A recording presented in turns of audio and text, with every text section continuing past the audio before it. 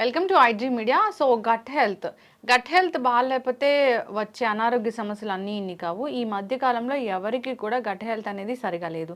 మరి gut health సరిగా అవ్వాలంటే ఎటువంటి డైట్ ఉంది, దీని గురించిన పూర్తి వివరాలు తెలుసుకుందాం. మనతో పాటు ఉన్నారు ప్రముఖ dietitian and nutritionist Abitha Chilukuri గారు. మేడం నమస్తే అండి. నమస్తే. జనరల్గానే రకరకాల ట్యాబ్లెట్స్ వాడతాము, రకరకాల జంక్ ఫుడ్స్ ఇలా తింటాము. ఇలాంటి లైఫ్ స్టైల్ ఎప్పుడైతే చేంజ్ అయిపోయిందో, ఆహార నియమాలు ఎప్పుడైతే పాటించట్లేదో గట్ హెల్త్ ఇష్యూస్ అనేవి వస్తూ ఉన్నాయి. గట్ హెల్త్ పాడైంది అని తెలపడానికి ఎలాంటి అనారోగ్య సమస్యలు మనకు కనిపిస్తాయి, దాన్ని ఎట్లాగా డైట్తోని మనం రివర్స్ చేసుకోవచ్చు, నయం చేసుకోవచ్చు? ఇప్పుడు మనకి గట్ హెల్త్ అనేది చాలా ఇంపార్టెంట్. ఎందుకంటే మనకి మెంటల్ హెల్త్, ఫిజికల్ హెల్త్ 2 బాగుండాలి అంటే మనకి గట్ ఇంపార్టెంట్ అనమాట. ఇప్పుడు ఫస్ట్ మనకి ఒకవేళ గట్ హెల్త్ బాగలేకపోతే మనకి ఎక్కువ యాంగ్జైటీ రావడం కానీ, మెంటల్ హెల్త్ ఇష్యూస్ కూడా చాలా వస్తాయి. ఫిజికల్ హెల్త్ అంటే మీకు ఫస్ట్ స్టార్ట్ అయ్యేది యాసిడిటీ కానీ, బ్లోటింగ్, డైజెషన్ ప్రాబ్లమ్స్, ఇవన్నీ ఇట్లా స్టార్ట్ అవుతుంది. మీకు తర్వాత ఈవెన్ ఇమ్యూనిటీ బాగుండాలి అన్నా కానీ గట్ హెల్త్ బాగుండాలి. ఇప్పుడు ఈ సీజన్లో ఇంకా బాగా కోల్డ్, కాఫ్, ఇన్ఫెక్షియస్ డిసీజెస్ ఎక్కువ వస్తుంటాయి.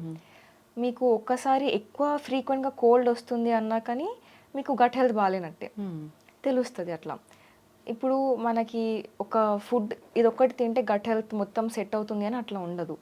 ఇప్పుడు మనకి ఫుడ్ కూడా బాగుండాలి, లైఫ్ స్టైల్ కూడా బాగుండాలి, అన్నీ హ్యాండ్ ఇన్ హ్యాండ్ వెళ్తాయి అనమాట.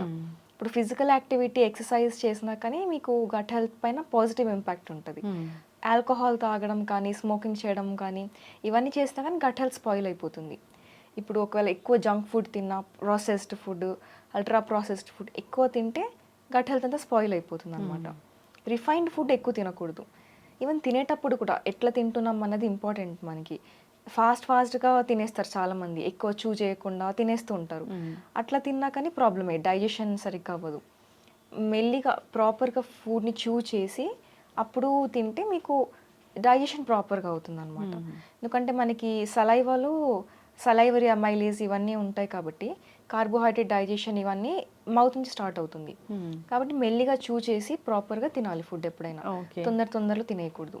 అప్పుడు ఇలా ఎప్పుడైతే మనం నియమాలు పాటించకుండా తింటామో అప్పుడు అందువల్ల గట్టు వస్తుంది, హెల్త్ ఇష్యూ అనేది వస్తుంది. ఈవెన్ ఇప్పుడు సరిగ్గా పడుకోవట్లేదు, స్లీప్ షెడ్యూల్స్ ప్రాపర్గా ఉండట్లేదు, చాలా తక్కువ సేపు పడుకోవడం, ఇట్లాంటివి చేసినా కానీ మనకి గట్ హెల్త్ స్పాయిల్ అయిపోతుంది. ఎక్కువ స్ట్రెస్ తీసుకోవడం, ఇట్లాంటివి చేసినా కానీ మనకి మొత్తం నెగిటివ్ ఇంపాక్ట్ ఉంటుంది గట్ హెల్త్ పైన.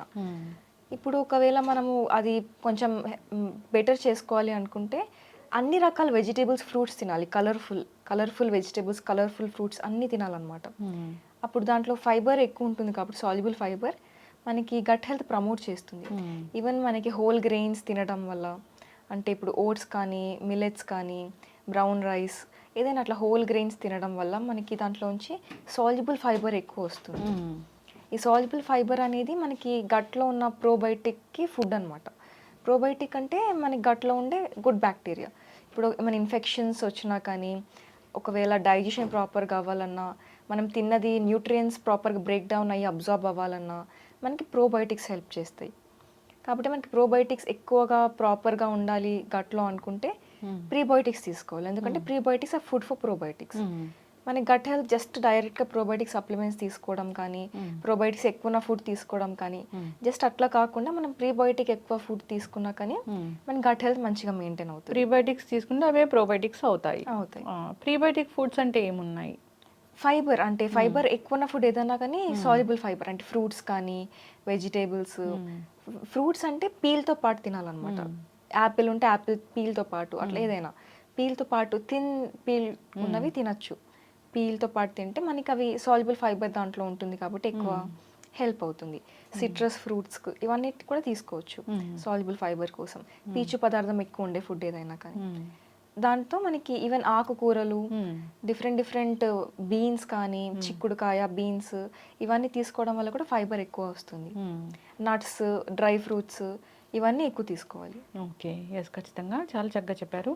సో గట్ హెల్త్ పాడైపోయింది ఇన్ ద సెన్స్ అందరూ యాంటీబయాటిక్స్, రకరకాల మెడిసిన్స్, మార్నింగ్ లేచిన దగ్గర నుంచి పెయిన్ కోసం లేదా డయాబెటీస్ కోసం ఇలా ప్రిస్క్రైబ్ చేయకుండా ఓవర్ ద కౌంటర్ మెడిసిన్స్ వాడడము, జంక్ ఫుడ్ తినడము, ఇది అలవాటు అయిపోయింది. గట్ అనేది పాడైపోయింది. జనరల్‌గానే దీనికి ఒక టైం పెట్టుకొని గట్ హెల్త్‌ని కరెక్ట్ చేసుకోవాలి. దానికి ఒక డైట్ ఉంది అంటే అది ఏంటి? ఎన్నాళ్ళలో మనం కరెక్ట్ చేసుకోవచ్చు దీన్ని? మీరు గట్ హెల్త్ కరెక్షన్ అంటే దానికి డెఫినెట్‌గా డైట్ అనేది ఉంటుంది. హ్మ్. డైట్‌తో పాటు లైఫ్ స్టైల్ చేంజెస్ కూడా చేసుకొని హ్మ్. అన్నీ హ్యాండ్ ఇన్ హ్యాండ్ ప్రాపర్‌గా మెయింటైన్ చేసుకుంటే మన గట్ హెల్త్ రివర్స్ అయిపోతుందనమాట. హ్మ్. దానికి మీకు అరౌండ్ 90 డేస్ వరకి 3 మంత్స్. హ్మ్. 3 మంత్స్‌లో రివర్స్ అయిపోతుంది గట్ హెల్త్. హ్మ్. అది అయిపోయిన తర్వాత మళ్ళీ అది అట్లా మెయింటైన్ చేసుకోవాలి. హ్మ్. ఓవర్‌గా మనం యాంటీబయాటిక్స్ తీసుకోవడం కానీ, హ్మ్. లేకపోతే ఎక్కువ జంక్ ఫుడ్ తినడం కానీ, హ్మ్. మళ్ళీ మొత్తము ఈ లైఫ్ స్టైల్ రొటీన్స్ అవన్నీ స్పాయిల్ చేసుకోవడం కానీ అవన్నీ చేయకుండా హ్మ్. కన్సిస్టెంట్‌గా మెయింటైన్ చేసుకుంటే హై ఫైబర్ డైట్ తింటూ హ్మ్.